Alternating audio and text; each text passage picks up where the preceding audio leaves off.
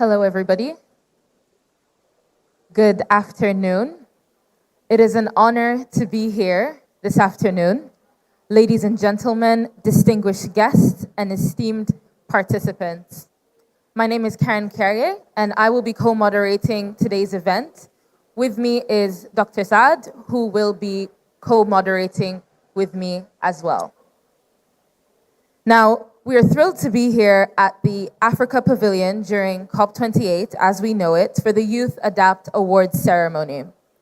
Today isn't just a celebration. It's a testament of African Development Bank Group's commitment to sparking the entrepreneurial spirit of Africa's youth, especially the incredible women driving innovations in climate tech. Now, our youth aren't just facing climate change. They're making waves as change makers, entrepreneurs, and innovators.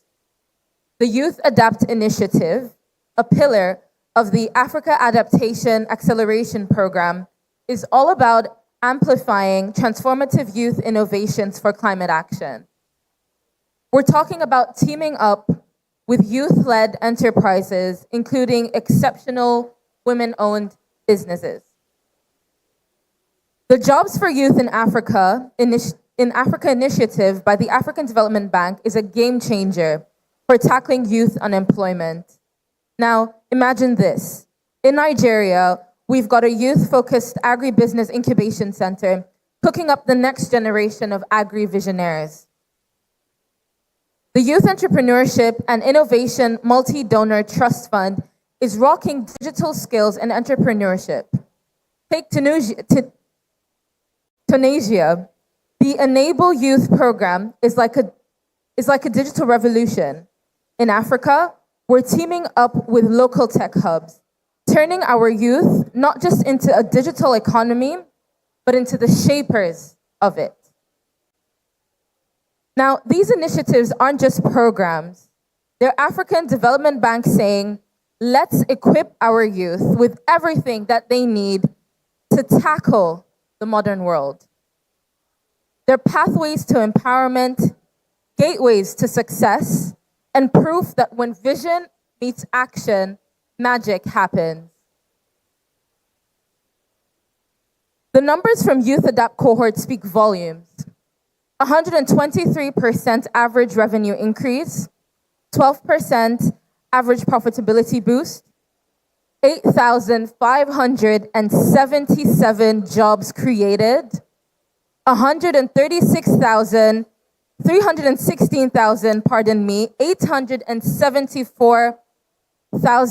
leveraged from external sources, and 20% expanding into new markets. It's impressive. Now, we're excited about the upcoming dialogue with youth, exploring how to scale up youth-led climate businesses through a $1 billion YouthADAPT fund.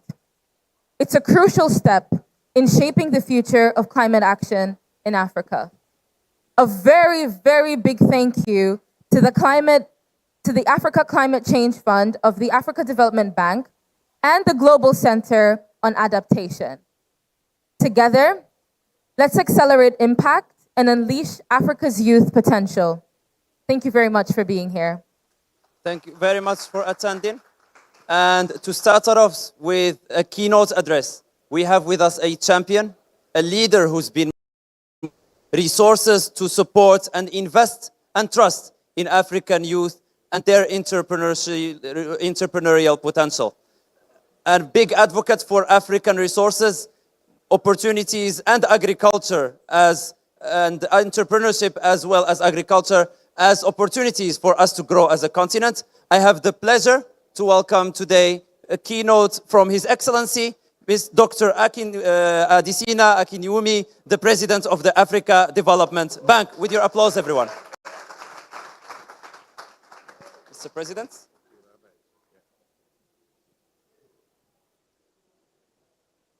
Well, good afternoon, everybody. Can you hear me?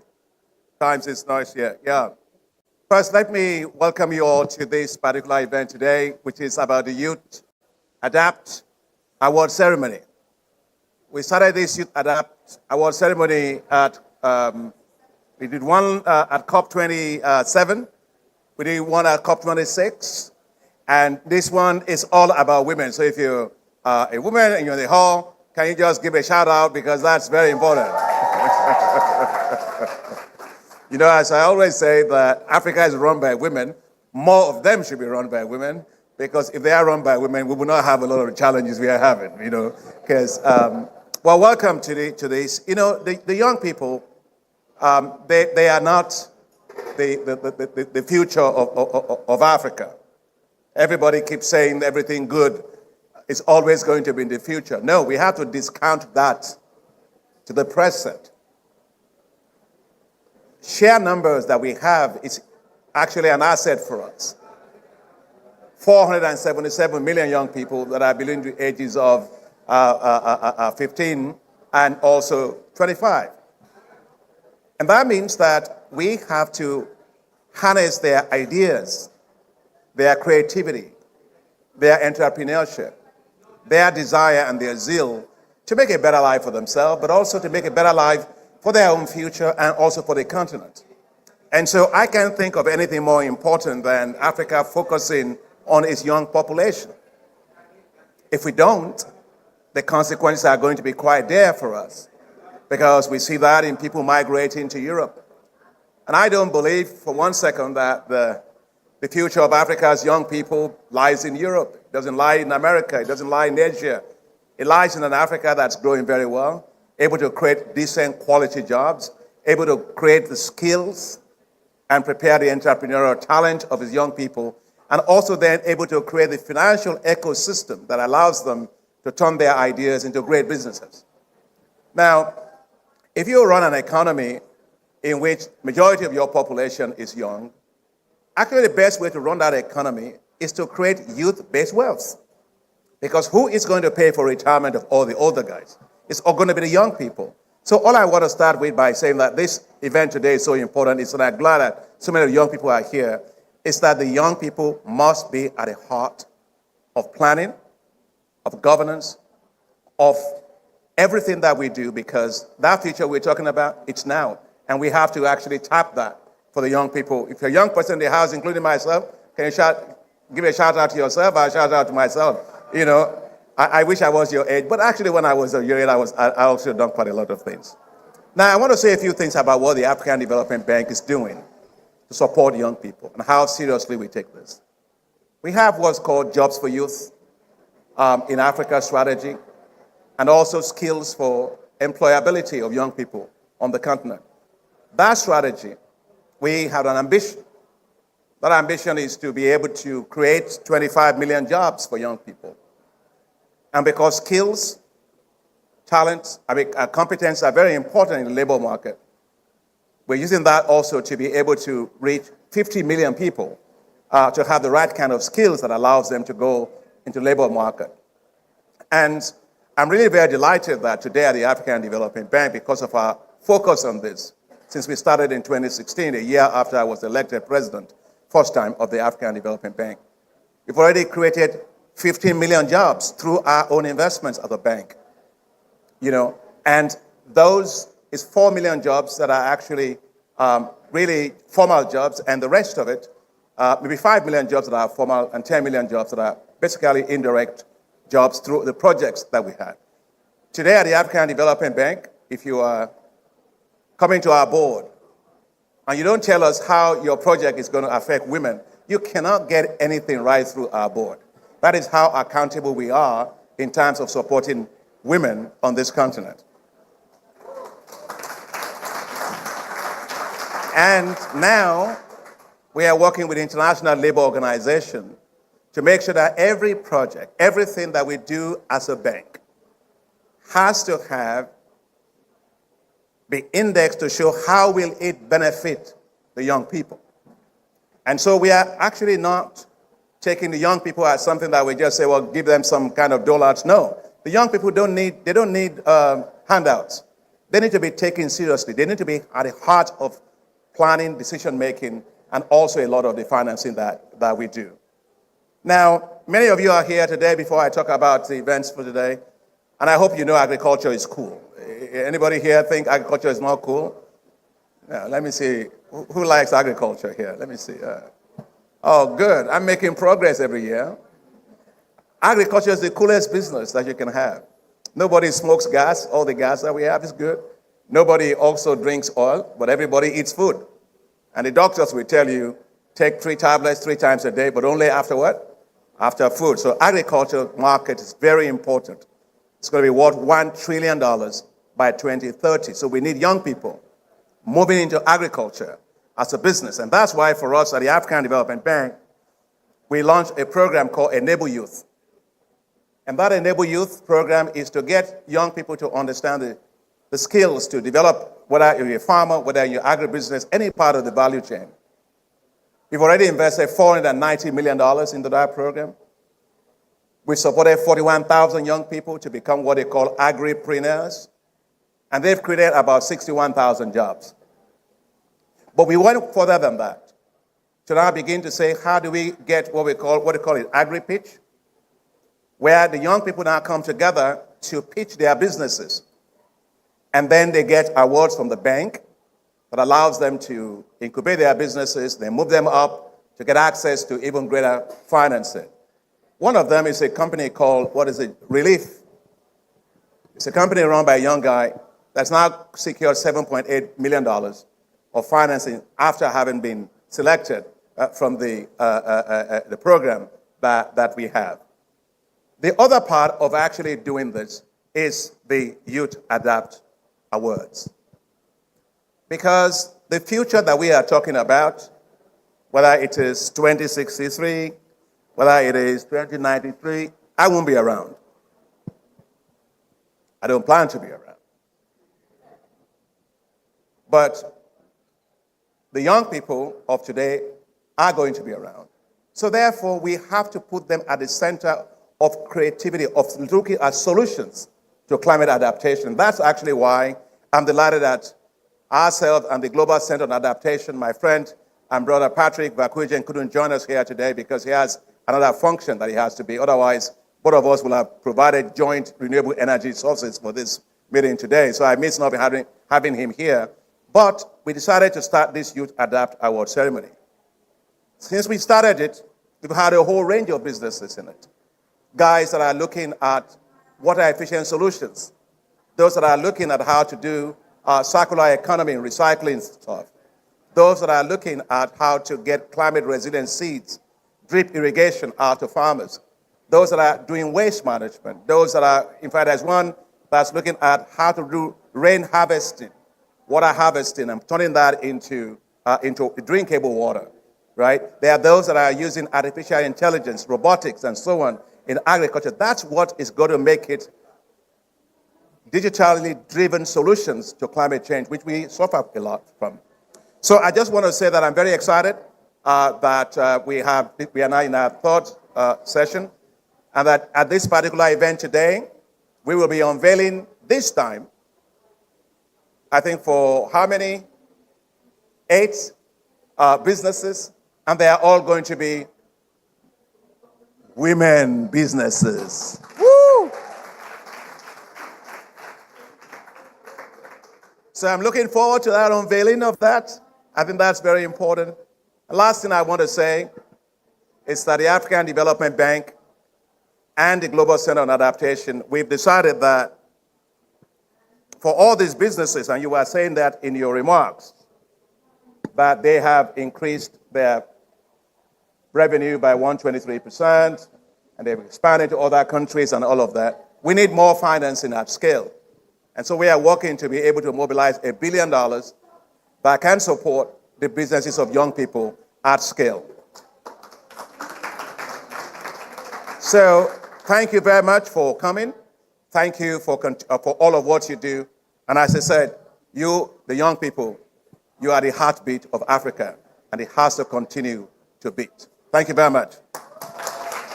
Thank you very much, Dr. Akinwumi, for those amazing remarks. Saad, as we go on, I'd like to ask you a question. You know, we were talking about agriculture, and the conversation on food really got me hooked. So Saad, what's your favorite food? My favorite food is what I had in the Africa Climate Summit when I was in Nairobi. It was the goat meat with, that was really special. I don't recall the name, but that marked me. Yes, and that is why agribusiness is important. We need more goat meat. So, it is an honor to call on behalf of Professor Dr. Patrick Verkoyen.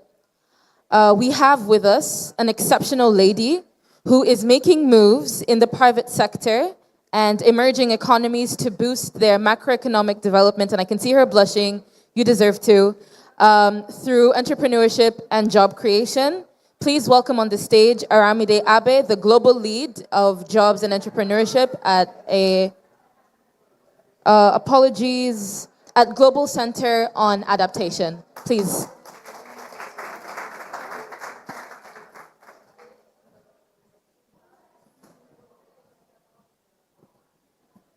Good afternoon. Good afternoon, everyone. My name is Aramide Abe. I'm the global lead for jobs and entrepreneurship at the GCA. Together with the African Development Bank, we've been running this program, the YouthADAPT, under the Africa Adaptation Acceleration Program, which is an MOU between the AFDB and the GCA. And I will be speaking on behalf of our CEO, Prof. Dr. Patrick Verkoyen, who unfortunately couldn't be here today. So here I go. Excellencies, distinguished guests, friends, it's an honor to speak at this YouthADAPT Awards ceremony. It may be a relatively new event, but genuinely we feel that these awards have established themselves as one of the highlights of the very busy schedule we find ourselves at COP. And I'd like us to give President Adesina a round of applause and Dr. Verkoyen for that, because now the YouthADAPT Awards ceremony is a thing at COP, and it will happen every year, so thank you for that. So remind me why we're here. We're here because of you, our youth, Africa's young, vibrant, entrepreneurial generation. And you are Legion. There are more than 1.4 billion young Africans, and you are the most educated in the continent's history. With your lofty aspirations and boundless potential, one is left reflecting, well, with this amount of talent, how can Africa fail? You hold the keys to unlocking the boundless potential of your great continent, of our great continent. Now, don't let us get carried away. Chief among the obstacles is the lack of access to finance, to infrastructure, to the kind of specialist essential support that businesses need to develop. Businesses that have the potential to turn climate challenges into opportunities. Consider this alarming statistic. Between 2020 and 2030, Africa requires an estimated $579.2 billion in adaptation finance. Yet, in 2019 to 2020, the continent received a mere $11.4 billion. If the current rates of adaptation financing persist by 2030, Africa will have received less than 22% of what it needs in funding.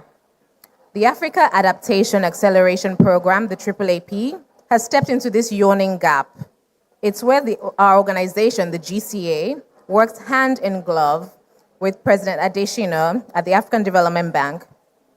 The AAAP was conceived in Africa, born in Africa, and helping to grow a strong, vibrant, and resilient Africa. The AAAP aims to mobilize $25 billion by 2025. A round of applause again. Specifically directed at climate change adaptation action, the length and breadth of Africa, and the advances that the continent is already making, thanks to the AAAP, can be seen here today. We launched the African Youth Adaptation Solutions Challenge in 2021, like the President said at COP26, to support young entrepreneurs and African micro, small, and medium organizations, enterprises in scaling up adaptation solutions. What we offer is grant funding, skills, acceleration, business and mentorship support. And with these tools, dreams get turned into reality.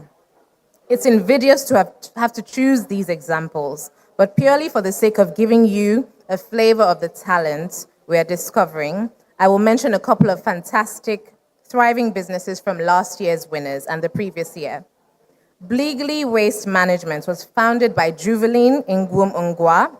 It uses drone technology to identify and collect sort of waste that regularly causes floods to happen. With the support of a YouthADAPT $100,000 grant, Bleagley expanded its operations into Douala, Cameroon, the economic capital, and constructed a new waste processing plant. The company's staff quadrupled from 31 to 124, with 52 new jobs created for women. Bleagley has experienced an astonishing 181% growth in annual revenue since being a part of the YouthADAPT program.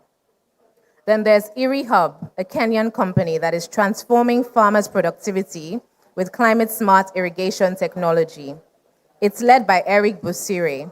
Before joining the YouthADAPT Challenge, IRIHub was operating at a loss, but YouthADAPT helped transform IRIHub's fortunes with a remarkable annual revenue of 435%. And this is just a tip of the iceberg. To date, the YouthADAPT Challenge under the AAAP has invested close to $4 million in 33 enterprises across 19 African countries. 50% of the enterprises we support are owned or led by women. We are not stopping there. This is just the beginning of great things to come. Investing in youth enterprises is about unlocking job opportunities, growing economic opportunities, while at the same time building climate resilience. In fact, because we don't have enough time, tomorrow we will indeed launch the YouthADAPT Challenge Impact Report, which highlights the successes and wins of the YouthADAPT program at the Children and Youth Pavilion tomorrow morning. So if you're available, please attend. To round up, I'd like us to acknowledge the champions of this great initiative, Dr. Akinwumi Adeshina and Professor Dr. Patrick Vercoyen, with another round of applause. Thank you.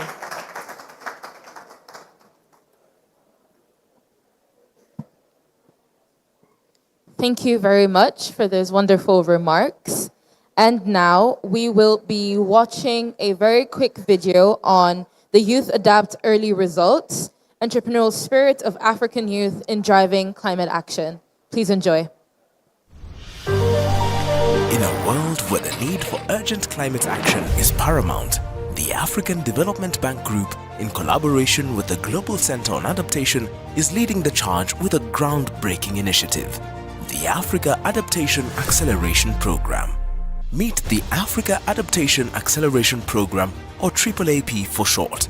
This audacious initiative is set to revolutionize the fight against climate change by mobilizing a staggering $25 billion. Its mission? To supercharge and expedite climate adaptation efforts across the African continent. At the heart of AAAP are 4 groundbreaking flagship programs, each designed to tackle critical climate challenges head-on. Food security to fortifying African infrastructure, from driving innovative finance solutions to powering the youth for climate resilience through entrepreneurship. AAAP is paving the way for a greener, more resilient Africa. With the AAAP's YouthADAPT flagship program, a transformative journey unfolds. The aim? To equip the next generation of African youth for a future that's both green and resilient. Through social entrepreneurship and innovation, the program empowers young minds to combat poverty, elevate their quality of life, and drive positive change. With an investment of $5.1 million, this initiative is already changing the game for 33 young entrepreneurs across 19 African countries. The numbers paint a vivid picture of success, an astonishing 123% average increase in revenue and the creation of over 8,500 direct and indirect jobs. But the impact doesn't stop there. The ripple effect extends far and wide, with an additional $316,874 pouring in from external sources. The result? An incredible 20% expansion in enterprises, igniting a chain reaction of growth and transformation. With an unyielding focus on empowerment, YouthADAPT offers game-changing business grants reaching up to $100,000 each. But it doesn't end there. Each recipient gains exclusive access to a transformative 12-month business accelerator program. Through this accelerator, young entrepreneurs not only scale their businesses, but also deepen their impact on society. More than just profit, it is about creating decent jobs that uplift their communities and drive positive change. Journey with us into a world of innovation, where the future is being shaped by the hands of African youth. These visionary entrepreneurs are at the forefront, leading the charge in crafting climate adaptation and resilient solutions. From the heart of agriculture to the pulse of vital economic sectors, their impact is undeniable. In the face of climate change's harsh realities, they're not just adapting, they're thriving.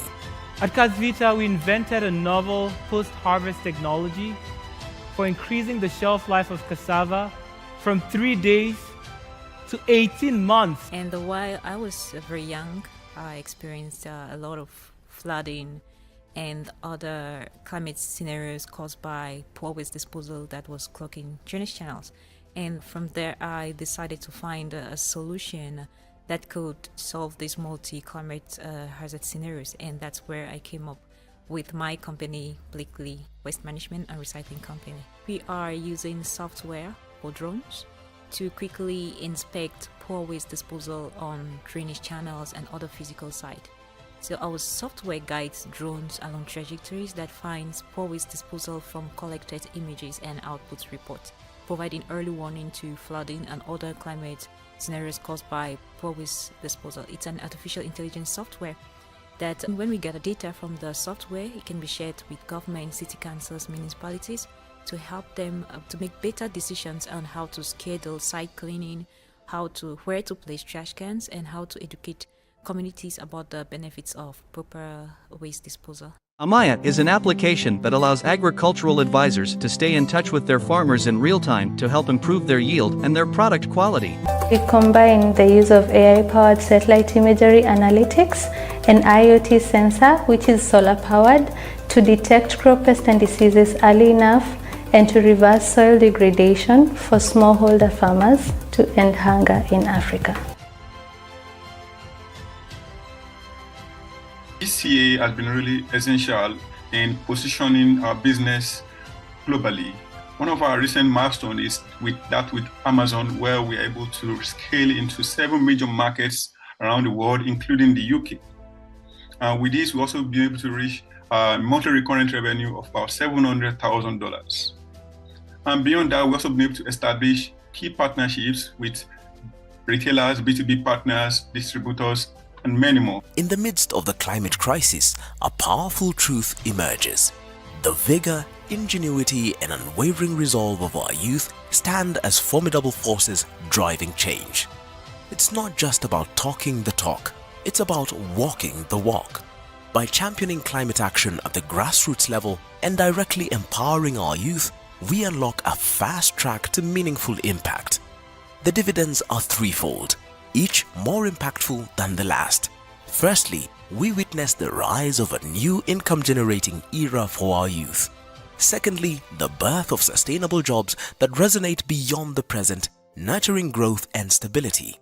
Lastly, the very fabric of communities on the climate's frontline grows resilient, standing tall against the challenges of tomorrow.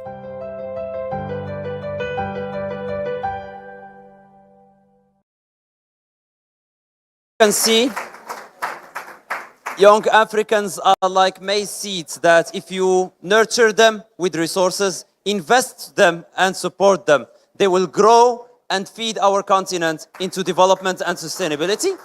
I know that everyone is waiting to meet and to see the results of the competition and to meet our inspiring African women leaders. And for that, I have a pleasure to call into the floor a mentor for many young African leaders, advocate who's been pushing for youth entrepreneurship and engagement in the continent, Miss Edith Adera, the coordinator of the AAAP in the AFDB, join us to give us into the YouthADAPT Challenge. Thank you very, very much. I'm extremely excited today to unveil the winners for this year. But before I do so, I really would like to thank Dr. Adesina, who has really been encouraging us and pushing us along. You will remember last year, I mentioned that at this pace, it will take us 500 years to get to 10,000 entrepreneurs. But with the launch of the 1 billion fund, it will take us 5 years. So we are really calling on partners to join us in this journey. It definitely pays off. And to me, what I say is that when you invest in young people, you get 3 dividends. 1 is that you create income for them. 2, they create jobs. And 3, they build resilience at the community level. And you see results rapidly. You don't have to spend many days in COP. Like we know we're in COP 28, we do not know where we'll end. But if you invest in young people, you see results in less than 2 years. So this is the place where we should put our money. Thank you very much. So with that, before we unveil the winners, I'd just like to take you through the process that we went through in selecting the 8 winners today in a list of very many, very promising innovations in the continent. I will start by just mentioning that this year we decided to focus on something unique. We know that young people are using technology in very innovative ways. We say, why don't we look at frontier technologies that are being used at the grassroots level that's making a great difference and that's being led by young people and women at that. So we are looking at 4th industrial revolution technologies. How are they being employed at the grassroots level? So this year, if I have the previous slide, we did an application and we had 223 applicants from 35 countries in the continent. We then have various categories of technologies that are being used. Very impressive. There's Internet of Things, artificial intelligence, additive manufacturing, big data, blockchain, and other technologies that are actually being used by young people to make a difference. In terms of the sectors, majority are in the agricultural sector. And you're right, that's the place to invest. We had some in biodiversity and conservation. We had those in disaster and disaster risk management. We had those in forestry and health. Very interesting sectors where technologies are being used to address climate change. We then went through a process where those from 223, we cut them down to 149 based on the eligibility criteria. We then had a due diligence process where we actually had experts go to the ground, see that these businesses actually exist, that they have the records, and that they're doing what they say they are doing on paper. So it was very, very rigorous. We then had a jury of 11 very prominent, respected individuals from Africa and beyond Africa who are jury, who went through the process. We had 25 shortlisted candidates. We gave everyone a chance, ensured we had country balance, and we ended up with the 8 winners that we will unveil today. So with that, I would like to call on my colleague from GCA, Aramide, to help us unveil the 8 winners. Thank you very much.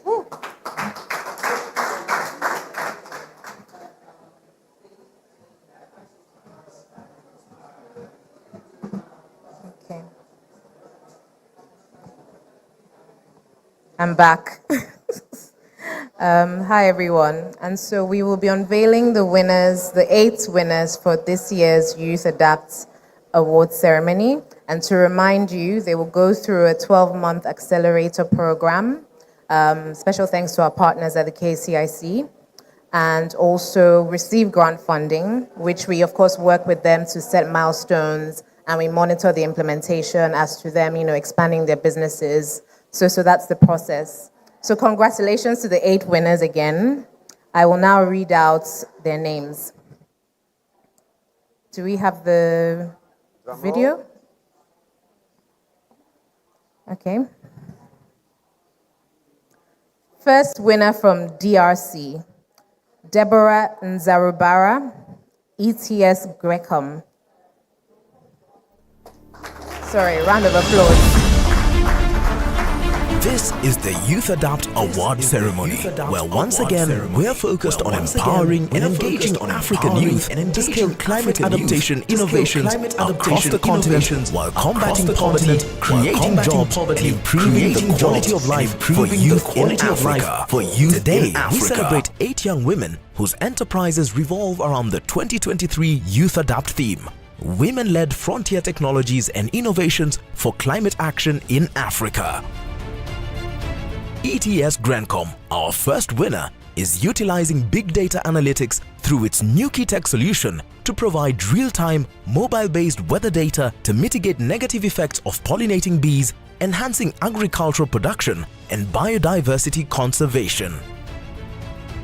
Le concours YouthADAPT, pour moi, comme je dis, ça représente une opportunité, ça représente vraiment une grande chose où on arrive même à dénicher les solutions, même pour les femmes, les petites solutions, même pour un domaine qui est souvent ignoré, l'apiculture dans notre pays. Et pour moi, vraiment, c'est une grande chose parce que la RDC est connue comme pays solution au défi du changement climatique, en oubliant que la protection et la valorisation des pollinisateurs est l'une des stratégies qui pouvait encore rendre notre fierté, qui pouvait encore rendre ces pays des solutions plus durables pour ces titres qu'il a déjà eu.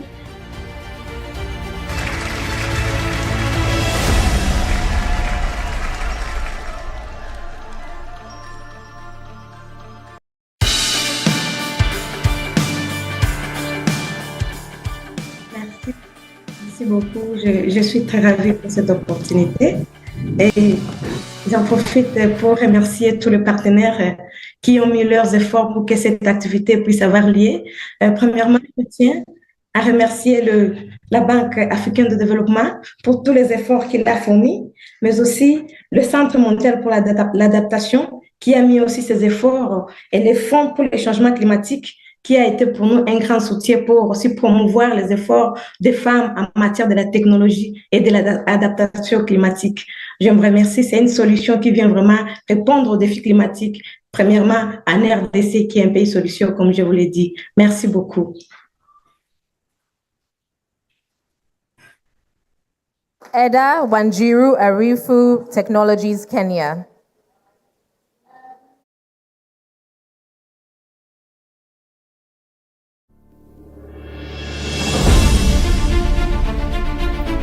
Next, meet Chapi Core Tech, accelerating access to finance for over 5,000 women farmers. Their USSD-enabled web platform Ease on Track has been used to facilitate $100,000 in finance for women farmers, enabling farmers to adopt clean energy technologies to increase agricultural productivity in Zambia. YouthADAPT means growth. It means a transformative opportunity to receive essential support. With 5,000 farmers registered on our platform, the YouthADAPT program represents a crucial step in realizing our vision to support more communities.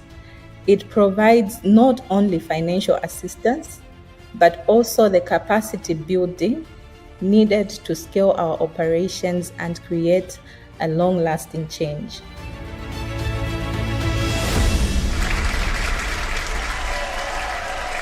Wanjiru Arifu Technologies, Kenya.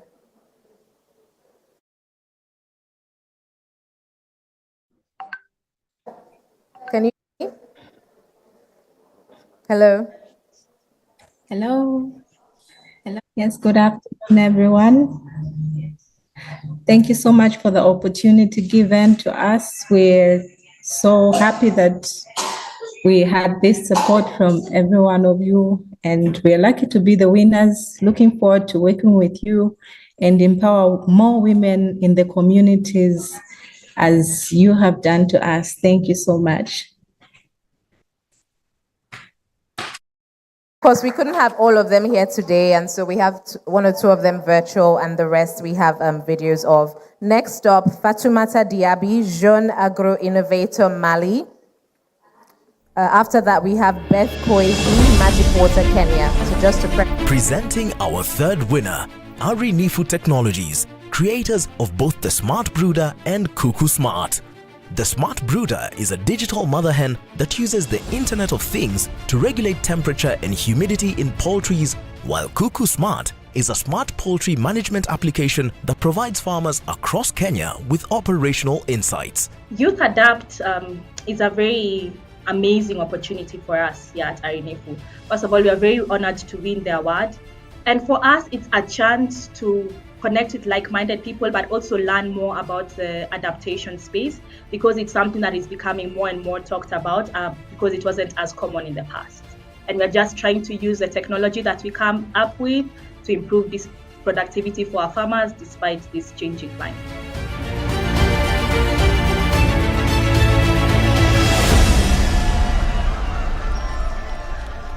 Winner is, so I'll let the videos announce.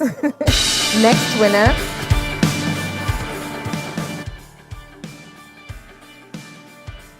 Thank you very much for this honor. We are very honored to have won it, and we seek to have more youths employed in this space, more women be empowered, and we're very honored to be part of the YouthADAPT Challenge. Thank you. Again. And the next winner.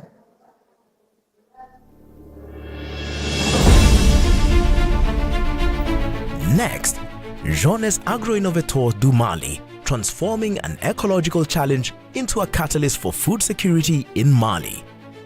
Their innovative approach converts the invasive water hyacinth plant into high-quality compost through a controlled degradation process aided by the e-compost software, accelerating sustainable agriculture in Mali.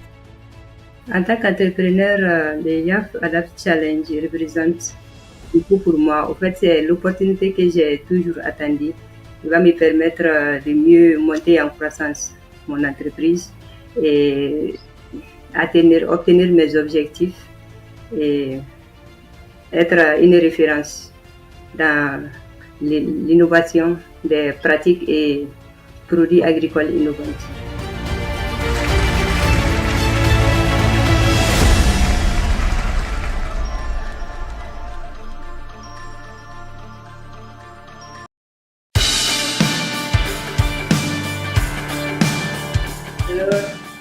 Bonjour à tous. Je vous remercie beaucoup pour cette grande opportunité qui va permettre de monter en croissance nos entreprises et promouvoir toujours une agriculture innovante et respectueuse de l'environnement. Merci. Station Fasumata. And the next winner.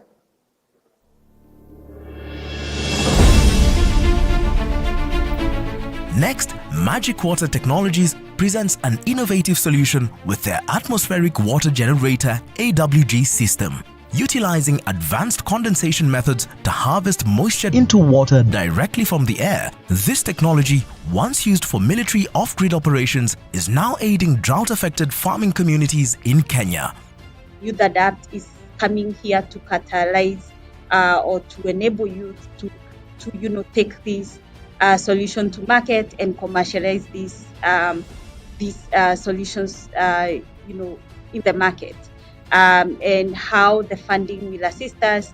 It's having more penetration into this market because being a social enterprise, it's quite difficult. And the way we have a payback model where we install the system and then get payment after some time. So this funding will make it easier for us to penetrate more market, and especially in low-income communities that we work in.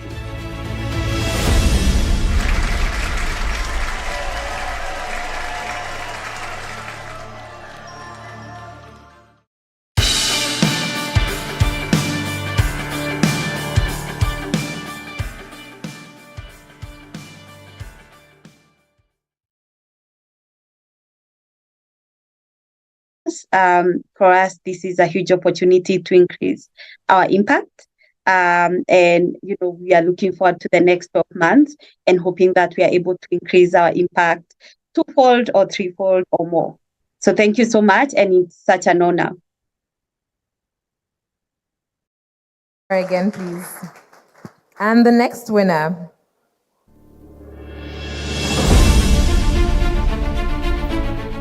Next, Kemkem Agro is revolutionizing beekeeping in North Kivu in DRC. Their innovative ApiConnect app, utilizing machine learning, optimizes beehive placement by analyzing environmental data, helping to boost honey production and food security. Ces concours représentent pour moi une grande opportunité au niveau de la reconnaissance. Bien sûr, en étant dans ces programmes, cela me permet d'être reconnue et mon entreprise sera vue par un grand public, ce qui constitue une augmentation en authenticité. Mais aussi la formation qui nous sera donnée sera en train de m'aider afin de m'améliorer pour que mon entreprise aille de l'avant et que cela contribue au développement de mon pays, de ma province. Mais aussi le prix que vous comptez nous donner pourra m'aider à élargir mon cercle d'activité. Par exemple, je voudrais élargir le nombre de mes ruches qui étaient à 100 jusqu'en ce moment. Nous voulons atteindre un niveau de 600 ruches.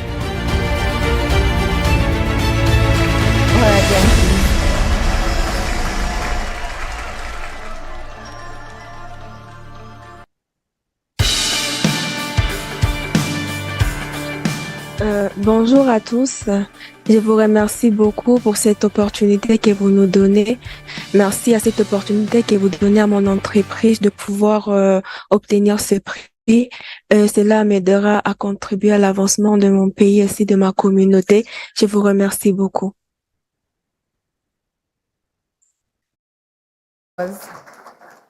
Next up, team.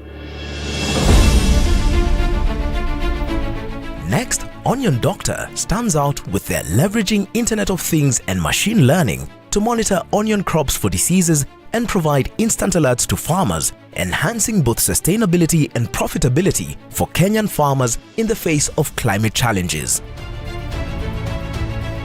YouthADAPT for me, it means opportunity for growth, and it also means a validation that whatever I am currently doing is a solution that can be accepted and be scaled globally. So in the future, I see YouthADAPT as an opportunity to learn and get mentorship from global people that on a normal day I would not get to. The funding is an opportunity for us to scale our innovations, to grow our innovations, and to reach more people. And eventually, I see YouthADAPT and I see an opportunity for a Kenyan brand to become a global brand. So I think I see YouthADAPT and I see that linkage to the global networks.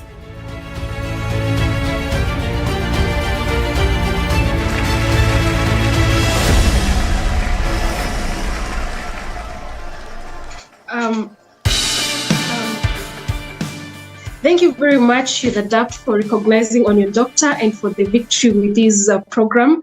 I believe through this program and the accelerator program, we are going to grow our innovations and have more people onboarding and helping us improve our local production of onions to a greater scale. Thank you very much.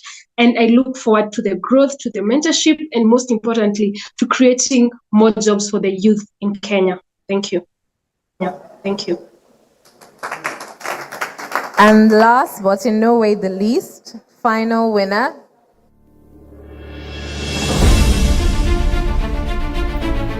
Finally, Green Eden Farms is transforming agriculture with Scaregrow, an innovative tool for blending artificial intelligence and the Internet of Things. It offers farmers in Nigeria real-time insights for irrigation, pest control, and disease prevention, significantly enhancing productivity and strengthening food system resilience in the face of climate challenges. For me, YouthADAPT is simply a game changer. My team and I are still recovering from the shocking news of my award. YouthADAPT represents an exciting opportunity for me to expand my scope and fight against climate change. It represents an opportunity for me to showcase the impact of my innovation on an international scale.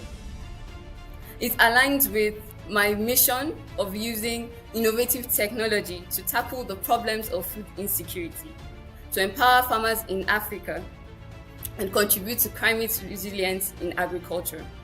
Winning the YouthADAPT Challenge has further validated the importance of my work and my technology. in addressing climate crisis and its impact on agriculture. I am so grateful and thankful to the African Development Bank for this opportunity.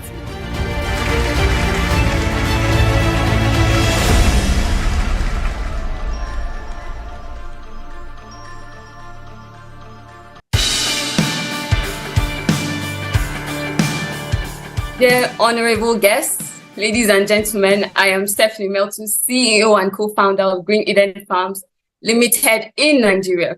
It is an honor to extend our heartfelt gratitude on behalf of the Youth Adapt Challenge winners 2023. We extend our deepest appreciation to the African Development Bank, the Global Center on Adaptation, and African Climate Change Fund. With your support, we'll be empowered to elevate climate adaptation and resilience in African communities. Thank you, and we look forward to the acceleration phase of this challenge. A round of applause for all of the 8 winners. As you can see, they're all young, vibrant women in agri-tech. So congratulations to all of them. Tackling climate adaptation and resilience challenges on the African continent. I think there are 1 or 2 who are going to speak on behalf, just to give a vote of awards thanks. So let me call on Deborah. Are you live? Can you hear me?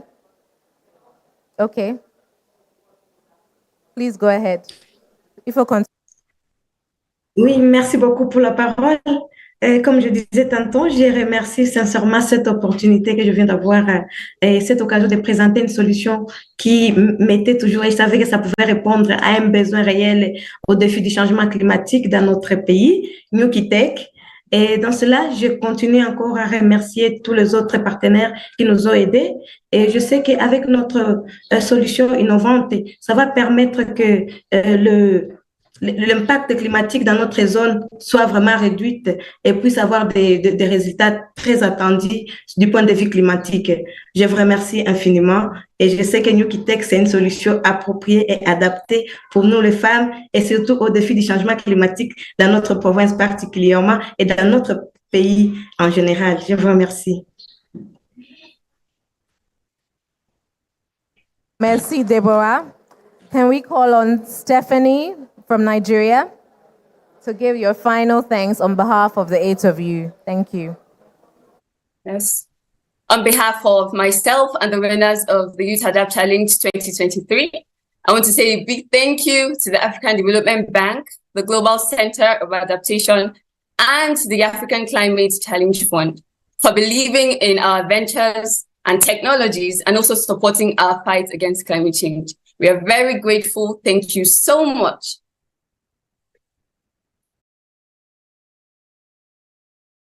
Now call on the moderator. Thank you very much. Congratulations once again to all 8 winners. It is lovely to see the amazing innovations that you are bringing into our world. Now, before we go, we cannot leave this place without a family photo with the 8 of them, even though they're online. So it is an honor to welcome on the stage Dr. Akinwumi Adesina to be part of this picture, Miss Edith Adera, and Miss Aramide Abe. Please join us on the stage.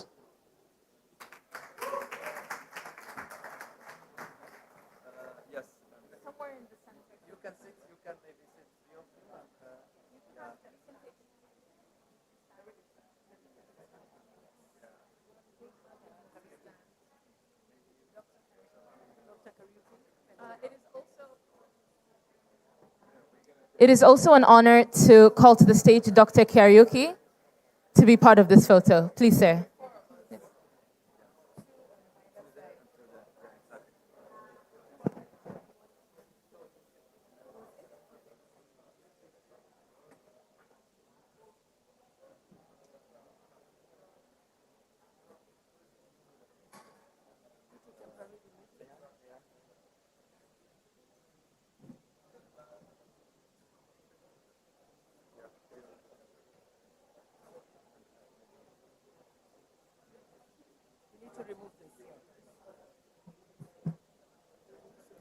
It's okay. It's okay here. President, after you. After you. Go ahead.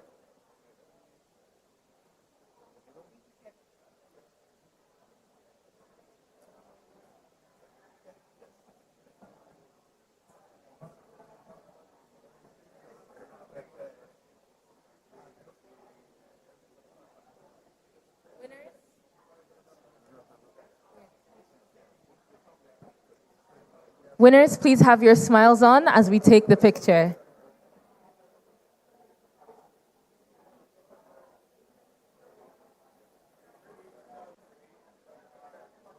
Winners, we would like to ask you to wave to the camera and to wave to the audience.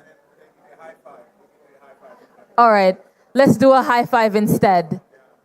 So a high five to the camera.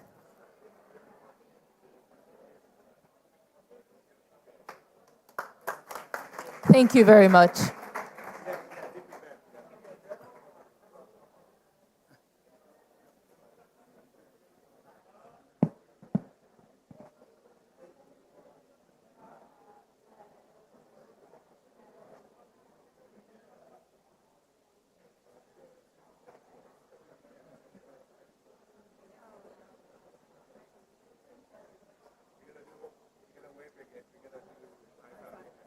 Okay.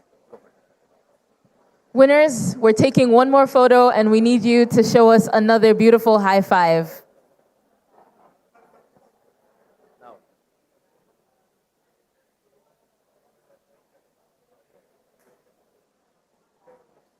Amazing. Congratulations to the winners. Congratulations, and we hope to see them scale and succeed like their predecessors have done. And speaking of which, we have many predecessors and previous winners of the Youth Adapt. So in the next 15 to 20 minutes, what we will be doing is, of course, it's a youth session. So we will be entertaining an intergenerational dialogue between the youth winners and some of our experts and high levels about agriculture, agribusiness, and entrepreneurship. So without any ado, I would be the moderator of the panel. So calling into the stage our panelists who will be here with us today. So starting with the young winners. So my brother Fela Akinze, can you join us in the stage? And also Ghislaine, can you also join us in the stage? Next, I'll be calling my big young leader in the continent, Miss Chido Cleopatra Mpemba, the African Union Youth Envoy, who will be also with us in the stage. And of course, we have online with us the Miss Cheryl Orban, who is the Assistant Deputy Minister, Sub-Saharan Africa, Global Affairs Canada. And then from the Africa Development Bank, we have Miss Beth Dunford, who will be also joining us into the stage after your applause, everyone. Mike.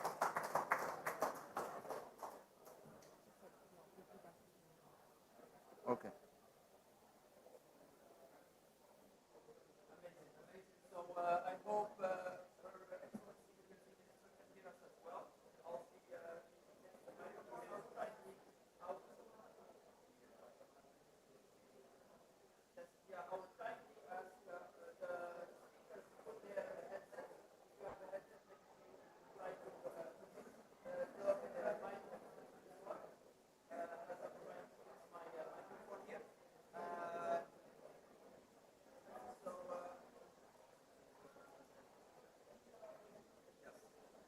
no worries.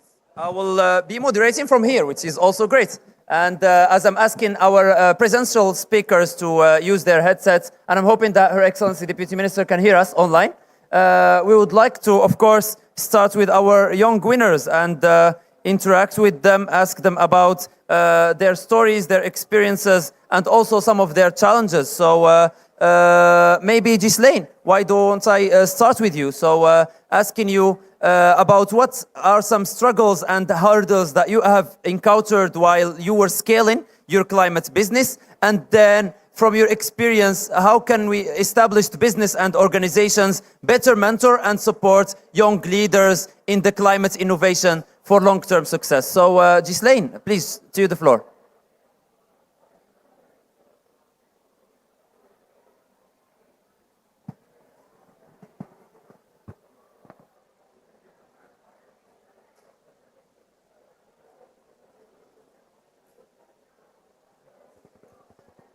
We will try to again. Yes. Yes, I guess we are here to solve problems, and that's what we are doing here as innovators and problem solvers. So definitely we will succeed. And yeah, maybe we have this microphone which we can give to Ghislaine. Thank you, Said. Good afternoon. I'm Ghislaine Matieje, CEO and co-founder of Mumita Holdings. So what's Mumita Holdings? It's an agricultural company funded by the African Development Bank, the Global Center on Adaptation in the AAAP program. And what do? We work with smallholder farmers, women in rural settings who act principally in the African indigenous vegetable value chain. When I speak of vegetables, we see our local vegetables, but why this business? Why did we think about it? These vegetables are grown by women in villages, and most often than not, they have a problem of commercialization. And when they are found with the problem of climate change, the droughts or the floods, all of their produce go into the trash cans. How do we do it? How do we enable these women to live from agriculture? So my company, we work with these women, we buy these vegetables from them, we transform them to either frozen or dried vegetables for commercialization. Now this permits them to go beyond the geographical boundaries of market. Now the vegetables value is added, the price is added, and it can be sold beyond their communities. What are the problems we face? We have a lot of women. We can work with every woman in our community. But so far, we've left from 2,000 women we're working with. Presently, we're working with 3,800 women in cooperatives in Cameroon. And we are selling our vegetables at the national market in supermarkets in Cameroon. And we are looking forward to expanding our production and our commercialization to Europe and to the United States. But the biggest problem is, how do we get to these women? Our low-cost greenhouse technology, which has permitted them to produce seedlings even when there is rain, it is actually cheap, and it can be produced by the local community, by the carpenters in the village. That brings the aspect of sustainability, because even if we are not present, the carpenters in the village can help them build these low-cost greenhouses, and they can produce the seedlings, and when conditions become favorable, they transfer the vegetables to the farm. So there is constant production, and they are sure of a ready market for the commercialization of their products at the end of the day. Thank you, Ghislaine. And I would like to move to my brother Fela. I see you're wearing your business, your amazing sneaker, recycled sneaker. I wanted to ask you, gaining traction and investment to our businesses is usually a big challenge for us as young innovators. So would like to see if you have any strategies that you found effective around that. All right, thank you. Thank you, everyone. My name is Fela, and I'm the CEO of Salubata. And at Salubata, our mission is to invent lifestyle technologies that help people and the planet. I used to work as an environmental scientist, and we faced problems containing PET bottles, PET bottles. I'd always known that the problem with these PET bottles is in their volume, and if we could crush the volume, we could almost end the waste. So I also had a background as a designer beyond that, and so we started thinking about what if we convert this plastic waste into shoes? And we also realized that the potential for impact is so huge. The global footwear market would, about 3 years' time, worth about $560 billion. And so we decided to occupy that niche. And since then, it's been really grown so far. Beyond that, the YouthADAPT actually helped us to validate our concept. I was supposed to move I was the best student in my class from the University of Lagos during my master's and bachelor's. And I was supposed to probably run a PhD. That was the expected growth. But I decided to go another route. And for me, it's really about the impact I can make.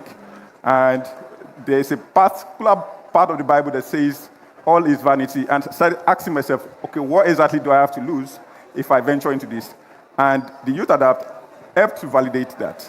Now, beyond that, we moved to making shoes from plastic waste to looking at how we could, I would say that impact doesn't have to be small. It doesn't have to be ugly. And it depends all on the innovator. If the innovator doesn't have that dream to really think big, there's going to be a huge problem. Yes, you can impact the community, but then there's more potential to even impact the whole world. And so we at Salubata have big dreams, and so I'm the pioneer of that. Now, beyond the shoes that we make from plastic waste, now, there is an ongoing conversation right now, particularly within the EU, that the plastics should be left the way they are. And because when you wash them, or when you wash them in the washing machine, they release microplastics. And so it said that it's more polluting for us to convert the shoes from plastics. Now, what we've done is we've gone to making the shoes in a different pattern whereby they release less of these microplastics. And we also let people know not to wash them. Now, we've gone beyond the fact that the shoes, when we're going out, we realized that Adidas and also the likes of Rothy's and also Nike later on were making shoes from plastic. And we started thinking about what we could do differently. And so we started thinking about what if we make these shoes modular? And the modularity really helped us stand out. And so right now, we scale into major markets, key markets within the EU, also in the US. By next week, we're actually launching in Los Angeles. And so for us, it's really been a huge opportunity being part of this. The YouthADAPT really helped us to also file 2 global patents. Now, one of the patents we filed is in the modularity of the shoes that are made from plastics. Now, I talked about the concept of the EU. We moved ahead to start thinking about what if we start tackling these plastics from the very source. And so companies like the bottling companies around the world, we started thinking about what if we develop a technology that could readily collect these plastic waste from their origin. And so right now we developed another technology known as supply chain. Supply chain is a blockchain-based technology where each plastic bottle has a unique identity. And so with this, you can readily recollect these plastics. Normally, it's done manually, but right now, with this data, you can readily collect these plastics anywhere. Lastly, I will also talk about the latest technology we're working on is a shoe that captures carbon. And so there are some ports we saw out there around looking at places like Hong Kong, places like New Delhi and London. I started thinking about what if we develop a shoe that could capture this carbon directly, and for every step you take, every mechanical action you take, you can readily offset or decompose the carbon to breathable oxygen. And so for us, this is the next level of impact, and that is intended to drive global growth. And so in terms of scale, I would say that what has really helped us has been our innovations. And so God said that I'll give you as far as your eyes can see. And so we can see the world and not just our community. I'll stop there. Thank you. Thank you very much indeed, Fela. Community engagement, partnerships and collaborations, very important aspects. Speaking of which, Assistant Deputy Minister, I would like to get to you. Scalability of young youth-led climate businesses in Africa is very crucial. So what role do you see international partnerships playing in supporting that? And then how can Global Affairs Canada more effectively align their efforts to support and empower young African innovators? Thank you very much for the question. Can you hear me?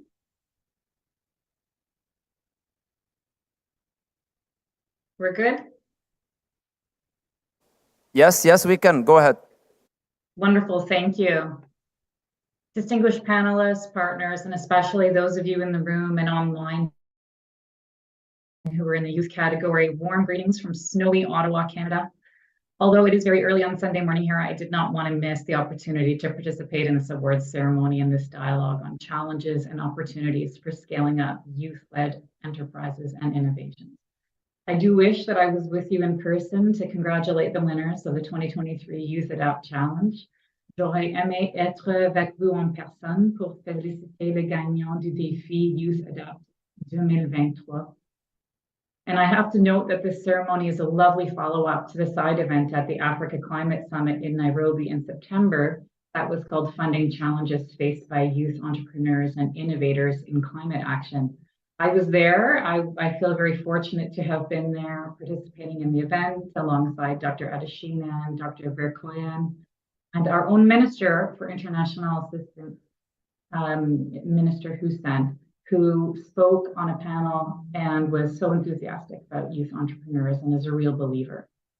Canada has always supported initiatives that provide young women and men with opportunities to contribute meaningfully to their communities and their countries. le Canada a toujours soutenu les initiatives qui offrent aux jeunes femmes et aux jeunes hommes la possibilité de contribuer de manière significative à leur communauté et à leur pays. But we recognize that young African entrepreneurs can face challenges and hurdles, and that includes access to financing for innovative ideas in climate action. We know that those challenges can include, among other things, limited access to formal banking services, lack of established credit history, high interest rates, investor risk aversion, and limited opportunities for training and gaining experience and building skills. So together, if we are to unlock the potential of young African entrepreneurs and create an enabling environment for young people to thrive and to contribute, then we need to address these challenges, but also we need to invest in sustainable and inclusive growth. Because really, we are believers that when you invest in inclusive growth, you're accelerating development, you're distributing benefits more equitably, and therefore you are building domestic resources and capacities to tackle development challenges and to alleviate poverty. And we know that young African entrepreneurs can drive climate action in their communities, countries, region, and even globally. I mean, for gosh sake, I had no idea that shoes could capture carbon. So that's that's really incredible. But the key here is that we know that enabling environments have to be in place. And it's really why we are celebrating some of those entrepreneurs today. And it's why Canada supports inclusive growth that focuses on youth. I'll just give you a couple of examples of some of what we support as the Canadian government. So we're supporting a project in Senegal on the adaptation and valorization of entrepreneurship in irrigated agriculture. That's in partnership with Mennonite Economic Development Associates. And that project aims to improve the capacities of young people and women to gain market access and to operate agribusinesses involved in climate change, adapted value change. We're also supporting the Africa Adaptation Acceleration Program. And this program focuses on 4 priority areas, including youth entrepreneurship and job creation, food security, resilient infrastructure, and innovative climate adaptation financing. So we are guided by the Government of Canada in our feminist international assistance policy. I've spoken about this before at the African Development Bank. And that means that we're supporting women and girls to be agents of change. And that also is included in climate action, because we know that when young women and girls are empowered to fully participate in social and economic lives of their families and communities, and that includes in the fight against climate change, this is the way that we can truly reduce poverty and spur inclusive economic growth. So the Government of Canada is committed to addressing climate change.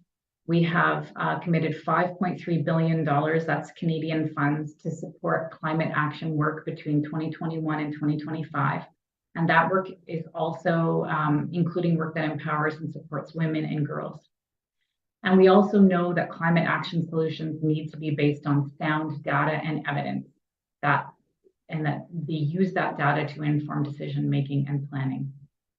We also know that the design and development of innovative technologies is absolutely critical to achieving sustainable climate adaptation. So we are so happy to support the YouthADAPT program through the African Development Bank's African Climate Change Fund, and why I'm so pleased to join the awards ceremony today recognizing 8 exceptional women-led enterprises. We recognize your great climate action achievements, including through the use of innovative technologies. This award is evidence of your perseverance, your strength and determination. And I really encourage your work and your leadership. You are each role models, and you're inspiring me and you're inspiring young women to dream. We are so pleased to have been supporting the African Climate Change Fund since 2020. We've had a particular focus on gender-centered climate resilient initiatives. And also we're pleased to note the collaboration between the African Development Bank and the Global Adaptation Center, which Canada is also supporting through the African Adaptation Acceleration Program. And we're pleased to be working with many of you to address intersectional issues in Africa, including climate change, inclusive growth, job creation, and gender equality. We remain committed and determined to support the fight against climate change, including with a focus on Africa.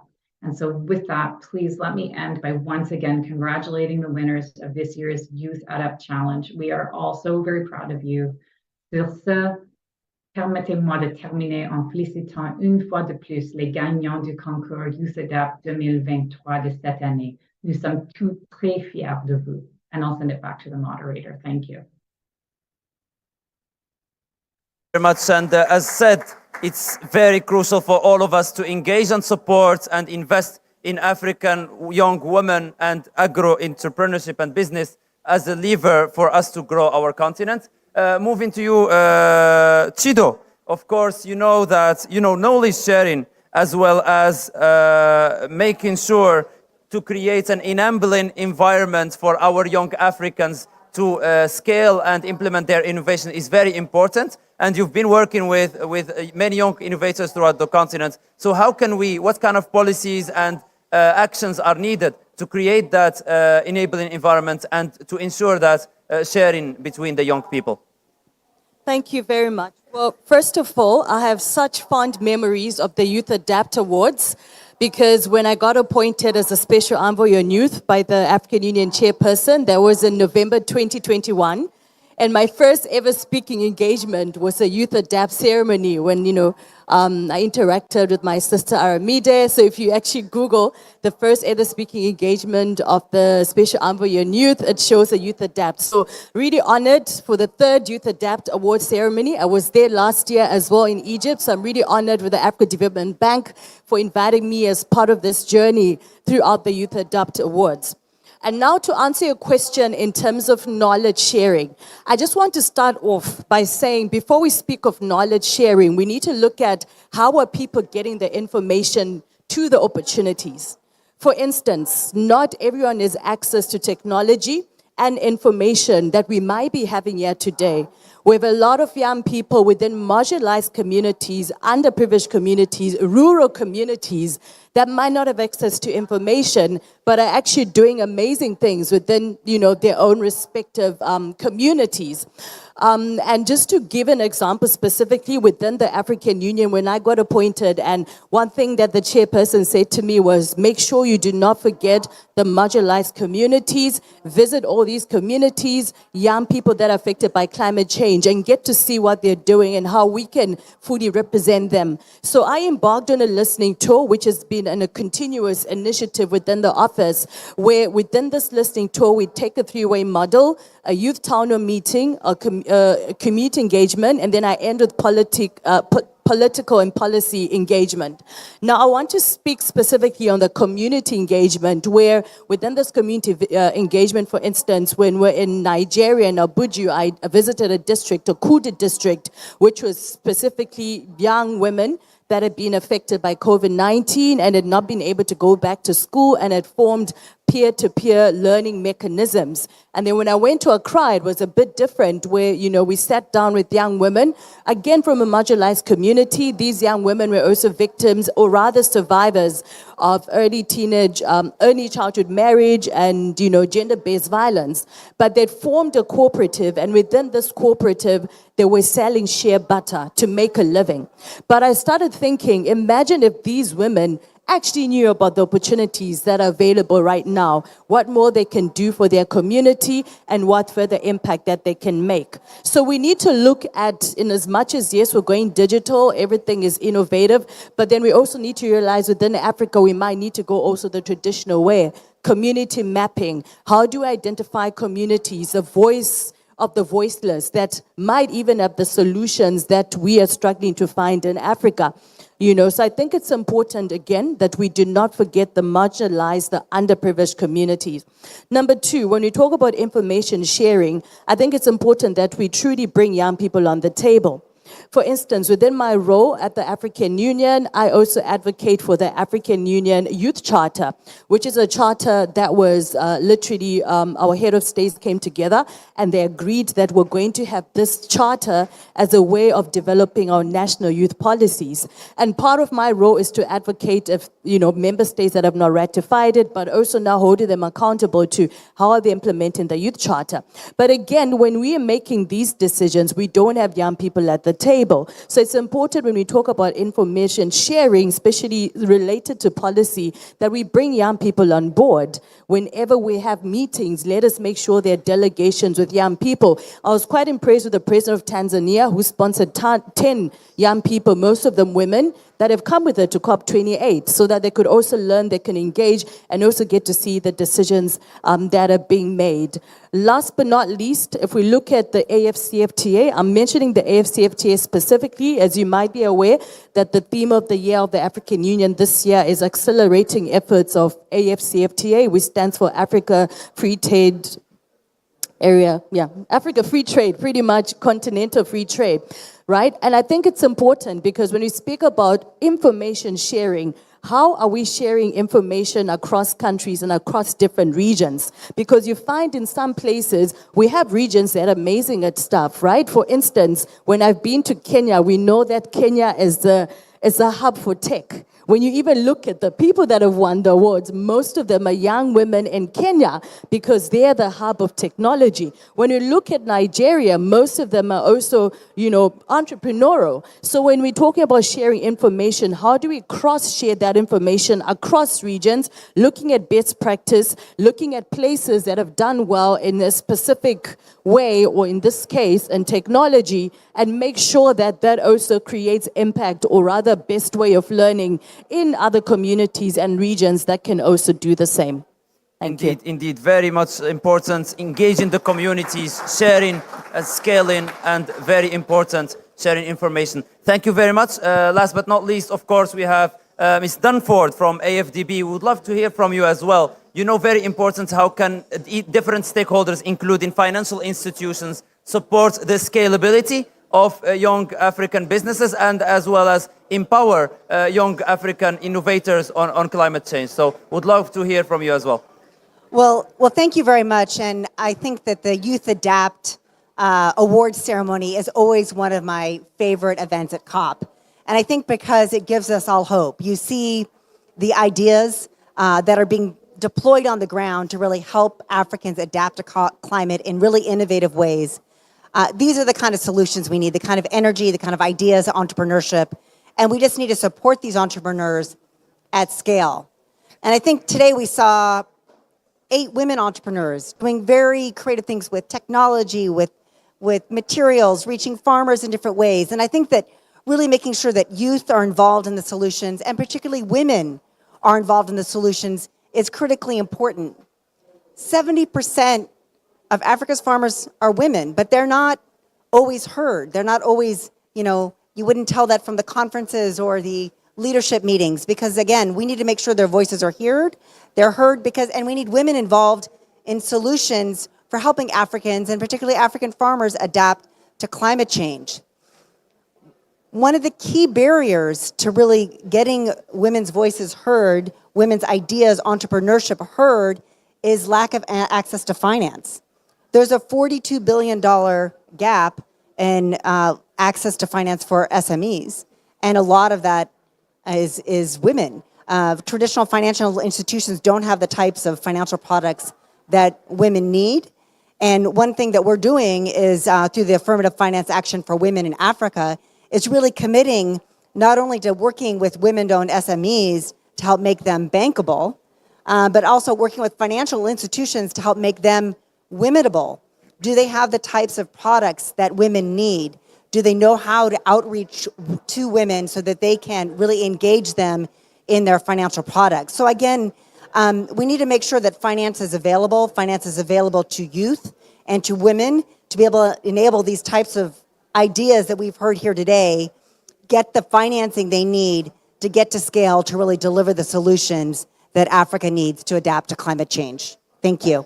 Thank you. And indeed, so much wisdom from this discussion. I hope we could take it even longer, but as time is running, some reflections that I was hearing about adapting financial mechanisms to the realities of young people, creating communities to facilitate sharing, and also making sure that the solutions are adapted to the realities of the local communities, and whatever programs should be always engage in different partnerships, both nationally, regionally, and continentally with different stakeholders supporting. So in order to close this amazing session, which is celebrating our African innovative leaders, I would like to give the floor to my friend and sister Karen to close the session. Thank you very much. Have you all been entertained and have you all learned today? Yeah. It's amazing to see the incredible things that youth can do when they are given the right resources. And with that, I would like to extend a very great appreciation to the organizers and to essentially the creators of the YouthADAPT, who have given so many youth around Africa a chance.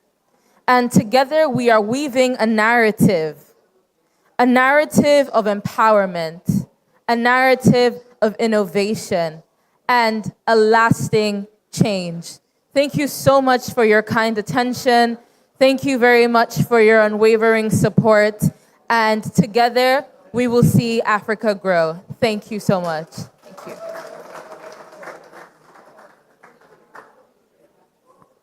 Yes, okay.